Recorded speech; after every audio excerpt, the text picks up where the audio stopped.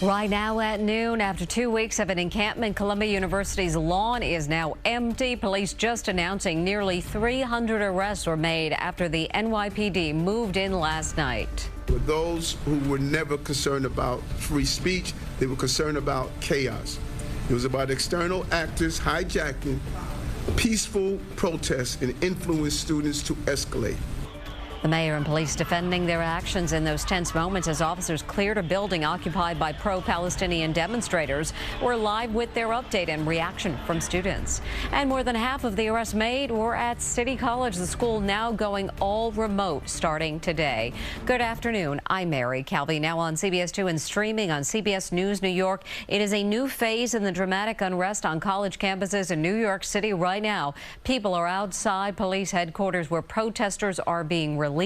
Police say 282 people were taken into custody last night during clashes with demonstrators. That includes 109 from Columbia and 173 from City College. The mayor and police officials insisting they had to stop outside agitators from escalating the tension. We have live team coverage. Jessica Moore is at City College, where classes are now fully remote. Christina is at Columbia with a reaction from students, but we begin with CBS 2's political reporter Marcia Kramer outside police headquarters. Marcia. Well, Mary, there were a number of dramatic moments as the mayor and the police commissioner defended the decision to stop protests at 2 college campuses last night. But nothing was more impactful than when the police commissioner showed up a lock chain that was used by protesters to barricade a building at Columbia University. They tried to lock us out, but the NYPD and the people of the city of New York will never be locked out. A moment of drama as Police Commissioner Edward Caban explained why it was necessary for the NYPD to storm Hamilton Hall at Columbia University to arrest protesters who had barricaded themselves in. Officials said the lock chain showed off by officials was one of many that protesters used throughout the building to keep officials out.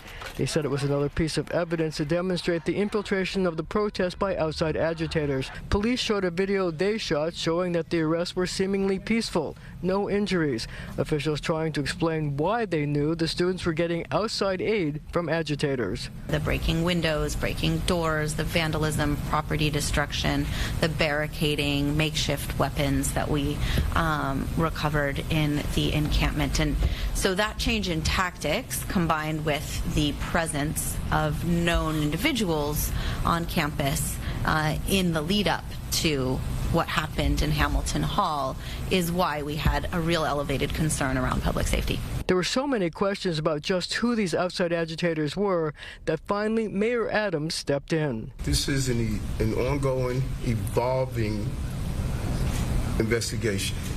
The Intelligence Division must be extremely sensitive about information they release. People had this to say outside the courthouse where the protesters were taken.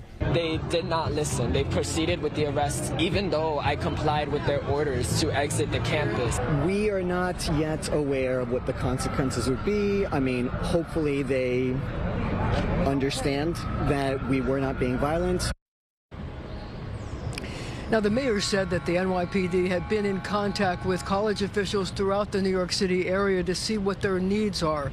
He also said that the NYPD would stay on the Columbia College campus through graduation, at least for the next 2 weeks. Reporting live in Lower Manhattan, I'm Marcia Kramer, CBS 2 News. Marcia, thank you. And we're getting new reaction from Columbia students right now after last night's massive police response. CBS 2's Christina joins us live from outside campus. Christina. Well, Mary, students here at Columbia University are very much divided over the university's decision to invite in the NYPD. Some believe this was wholly unnecessary. They felt safe the entire time. Others believe this was way overdue. They should have been called days ahead of time. Want to show you images from Chopper 2 taken earlier this morning of an empty lawn after police moved in to clear 2 encampments as well as Hamilton Hall. Dozens and dozens of NYPD officers in riot gear responded around 9 p.m. Tuesday after demonstrators barricaded themselves inside the building. While some officers entered campus on foot, others used a tactical vehicle with an extended ramp to gain entry through a second-floor window. Officers had to pry open doors, clear furniture, and utilize flashbangs to disorient protesters. In the end, 109 people were taken into custody. Students reacting differently to the show of force, but all expressed disappointment in university leadership. If they had used adequate police force to stop a second encampment from being built, then we wouldn't even be here today. So I think it's good. It's good to take whatever preventative measures need to be taken. I'm horrified at what our university has done. It's not okay under any circumstance to send that many police onto campus. And as you just heard Marcia mention, Columbia's president has also requested the NYPD to maintain a presence on campus until May 17th. That's 2 days after commencement, to ensure that encampments are not reestablished. Now, also happening here as we speak, a rally is going on Amsterdam Avenue. It is being organized by faculty members here at Columbia. They are unhappy with what went down yesterday. They say they want students freed and officers to leave campus. Reporting live from Morningside Heights, Christina Fan, CBS 2 News. And Christina, intense moments at City College last night as well as police were called in to clear the quad. CBS News' Jessica Moore is there live with the situation right now. Jessica. Mary, the City College campus is completely shut down today. You see the NYPD van behind me blocking off one of the many entrances to this campus. Police tell us they arrested 173 people here last night. Bright red fire lights up the campus arch at City College last night after school administrators say pro-Palestinian demonstrators shot flares into the quad at the height of the protest. We're always peaceful, we're always calm, we're always doing our thing. Then they send in a group of SRG cops to come push us in and press us for literally nothing. We were just standing on the sidewalk protesting, which is our First Amendment right. College administrators say they called the NYPD to clear the quad after protesters refused orders to leave. Officers used barricades to close the campus entrances and the streets leading to them and played recorded warnings of imminent arrests. Students being taken away in zip ties continued to chant "Free, free Palestine," taunting officers and at one point spraying an officer with a liquid. Mayor Adams praising police this morning. Those police officers showed a great level of discipline to not allow this to evolve to an out-of-control situation. City College posted a statement saying in part, quote, "Students have a right to demonstrate peacefully and exercise their First Amendment rights. Tonight's actions were taken in response to specific and repeated acts of violence and vandalism, not in response to peaceful protest." City College is, of course, a 35-acre campus that houses 16,000 students. Just to put it into perspective of how large this campus is here, again, no one being allowed back. Everything is happening remote. The last day of classes is May 15th. We're live in Hamilton Heights. Jessica Moore, CBS 2 News. And Jessica, there is also a public high school on that campus. The High School for Math, Science and Engineering is holding remote-only classes today.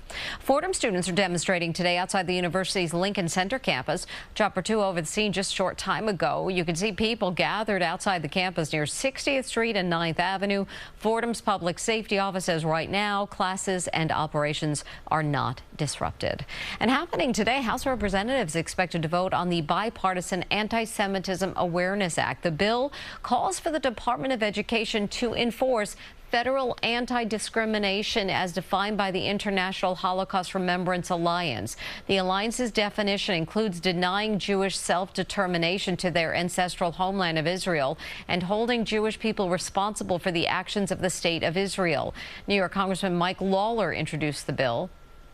What we're trying to do is make sure that these universities have a very clear definition of what anti-Semitism is, to ensure that people are compliant with the law and that we are ensuring the safety and well-being of all students.